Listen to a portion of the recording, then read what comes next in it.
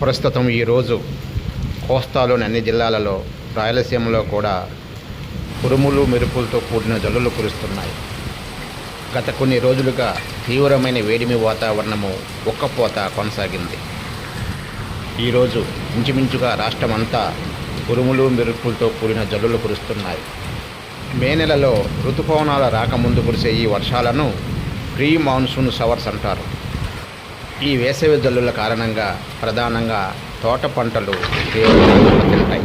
మామిడి వంటి తోట పంటలకు ఈ వేసవి జల్లులు తీవ్రమైన నష్టాన్ని కలిగిస్తాయి.